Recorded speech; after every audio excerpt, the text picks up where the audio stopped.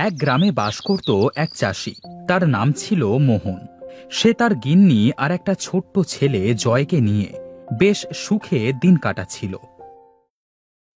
গিন্নি, কই গো গিন্নি, অনেক বেলা হয়ে গেল যে। কাঁচি আর ঝুড়িটা দাও দেখি, লাউগুলো কেটে বাজারে নিয়ে যেতে হবে। এই নাও, লাউগুলো বাজারে বিক্রি করে বাজার করে নিয়ে এসো। ঘরের বাজার শেষ। সে নিয়ে আসবো। আর ছেলেটা কই? ওকে দেখছি না যে।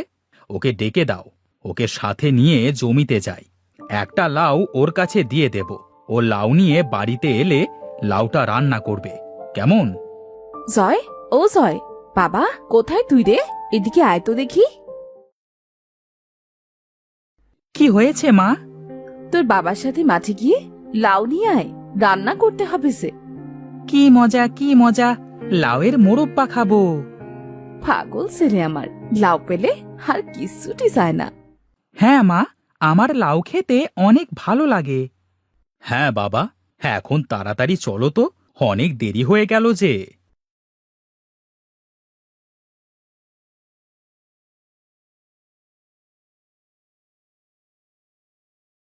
বাবা, দেখো কত লাউ।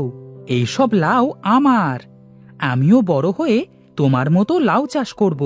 এইসব জমিতে লাউ ফলাবো, আর অনেক বড় বড় লাউ হবে।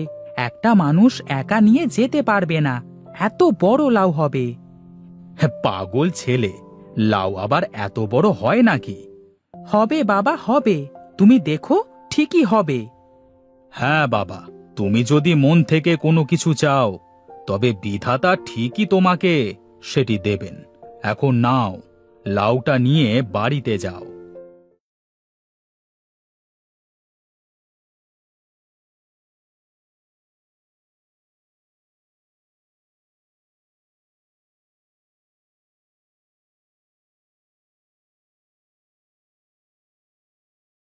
মা, মা, দেখো, লাউ নিয়ে এসেছি। আমাকে লাউ দিয়ে মোরব্বা বানিয়ে দাও। আচ্ছা বাবা, তুই যা, গিয়ে পুকুর থেকে গোসল করে আয়। আমি তোর জন্যে লাউ দিয়ে মোরব্বা বানিয়ে দিচ্ছি। জয় চলে যায় গোসল করতে।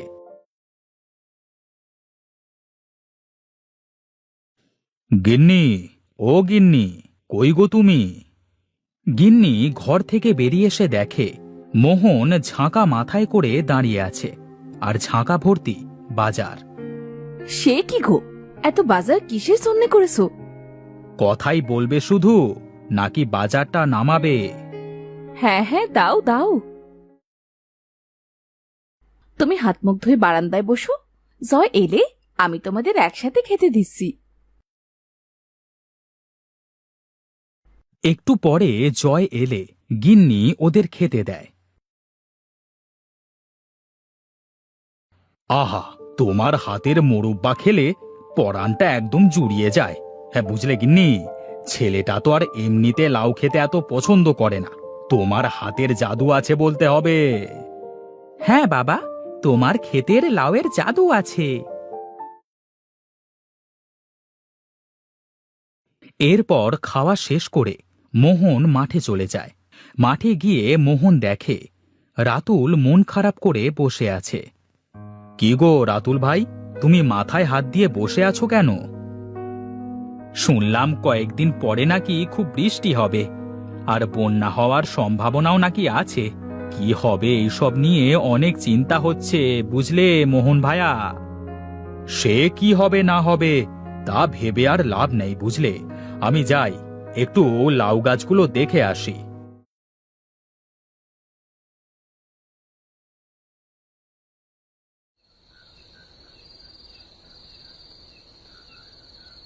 বুঝলে গিন্নি, সামনে নাকি বন্যা হবে। মাঠ ভর্তি ফসল। এখন যদি বন্যা হয়, তবে মানুষের বিপদের কোনো শেষ থাকবে না। কি আর করা যাবে বলো? আমিও পাশের বাড়ির তমাল আর তমালের বউকে বলতে শুনলাম কয়েকদিন পরে নাকি বন্যা হবে। এই সময় বন্যা হলে খাবো কি বলো? সে যা হবার হবে, তা তুমি চিন্তা করে শরীর খারাপ করো না তো। ঘুমিয়ে পড়ো, অনেক রাত হয়ে গেল যে।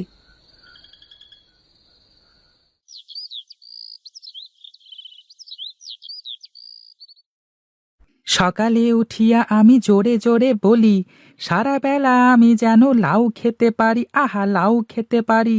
সকালে উঠিয়া আমি জোরে জোরে বলি, সারা বেলা আমি যেন লাউ খেতে পারি, আহা লাউ খেতে পারি। কিরে লাউ খেকো, কোথায় যাচ্ছিস? রানা, তুই আমাকে লাউ খেকো কেন বলিস? আরে তুই সবসময় লাউ খাস, তাই তোকে লাউ খেকো বলি। হি, তবে তুইও সবসময় ভাত খাস, তাহলে তুইও হবি ভাত খেকো। চত্ব সব। কি, আমাকে এত বড় কথা বললি? আমি তোকে দেখে নেব।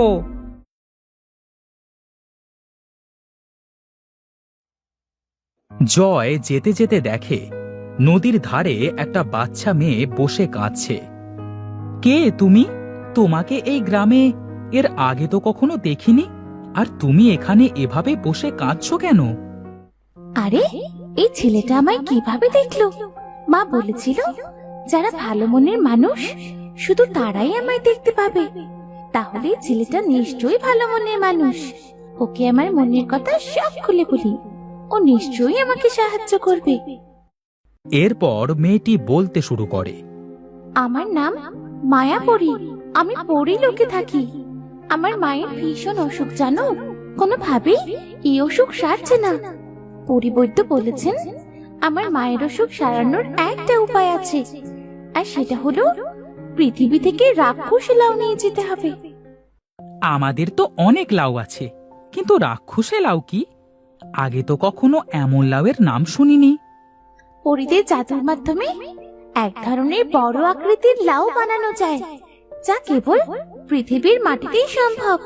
তাই আমি পৃথিবীতে এসেছিলাম। তবে তুমি তোমার কাজ না করে এখানে বসে কাঁদছো কেন? আমার জাদুর লাঠিটা এই নদীর জলে পড়ে গেছে। লাঠি ছাড়া আমি জাদু করতে পারি না গো, আর আমি সাঁতারও জানি না। ও, এই ব্যাপার। তুমি একটু দাঁড়াও, আমি এক্ষুনি তোমার লাঠিটা এনে দিচ্ছি। এই বলে জয় নদীতে নেমে ডুব দিয়ে লাঠিটা এনে দেয়। লাঠি পেয়ে পরী মেয়েটি অনেক খুশি হয়। তারপরে মেয়েটি তার জাদু দিয়ে অনেকগুলো লাউ বীজ বানিয়ে জয়কে দিয়ে দেয়। তুমি এই বীজগুলো রাখো, বাড়িতে গিয়ে বীজগুলো মাটিতে পুঁতে দিও। কয়েকদিন পর দেখবে তোমার এই লাউ গাছে অনেক বড় বড় লাউ হবে। তোমার লাউ গাছে লাউ ধরলে আমি এসে নিয়ে যাব। আর হ্যাঁ, তোমার কোনো বিপদ হলে নদীর পাড়ে গিয়ে আমায় ডাকবে, কেমন? আমি তখনই তোমার কাছে চলে আসব। ঠিক আছে মায়াপরি, আমি এখন চলি।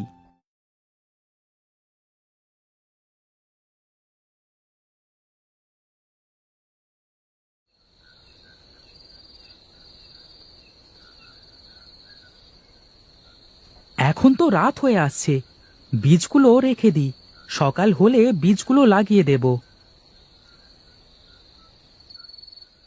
সেদিন রাত থেকে মুষলধারে বৃষ্টি শুরু হয়। গিন্নি, যেভাবে বৃষ্টি শুরু হলো তাতে মনে হয় মাঠ ঘাট সব কিছু ডুবে যাবে। তাই তো দেখছি গো, চিন্তা করো না, বিধাতা ঠিকই একটা পথ পার করে দেবেন। অনেক রাত হয়ে গেল, এবার ঘরে চলো তো।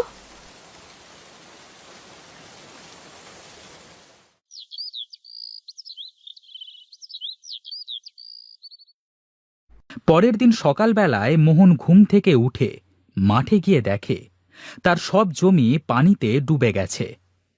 হায় রে, কি সর্বনাশ হয়ে গেল আমার!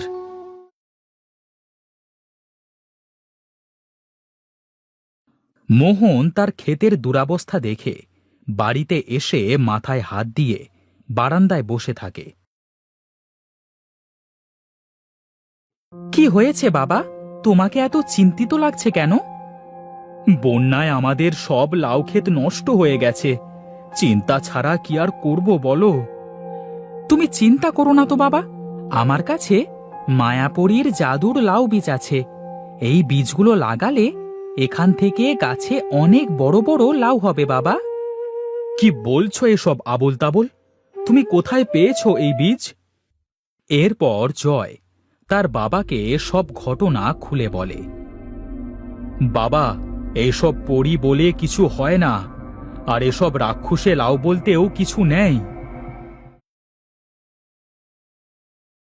বাবা, তুমি বিশ্বাস করলে না তো? আমার কাছে যখন লাউ হবে তখন তুমি ঠিকই বিশ্বাস করবে।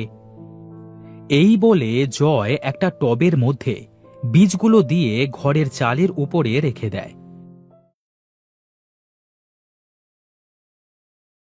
একদিন সে দেখে তাদের মধ্যে কিছু চারা গাছ গজিয়েছে। আর কিছুদিন পর গাছগুলো বড় হয়ে তার ঘরের চালের উপর বিশাল বড় বড় লাউ ধরেছে। এরপর জয় নদীর ধারে যায়। মায়াপুরী, মায়াপুরী, কোথায় তুমি? কি ব্যাপার জয়, আমাকে ডাকলে কেন? আমাদের ঘরের চালে অনেক বড় বড় লাউ ধরেছে। তোমার লাউগুলো তুমি নিয়ে যাও। ওই লাউ? আমার আর লাগবে না ওইসব লাউ। তুমি না চেয়েছিলে তোমার অনেক বড় বড় লাউ হবে? লাউয়ের প্রতি তোমার ভালোবাসা দেখে আমি খুব খুশি হয়েছি, আর তাই আমি বীজগুলো তোমায় দিয়েছি। তোমাকে অনেক ধন্যবাদ মায়াপুরী। যতদিন তোমার এই লাউয়ের উপর ভালোবাসা থাকবে ততদিন তোমার এই লাউ গাছে অনেক বড় বড় রাক্ষসী লাউ হবে। লাউয়ের প্রতি আমার ভালোবাসা সারা জীবন থাকবে। এরপর ওরা রাক্ষসে লাউ চাষ করে সুখে দিন কাটাতে লাগলো।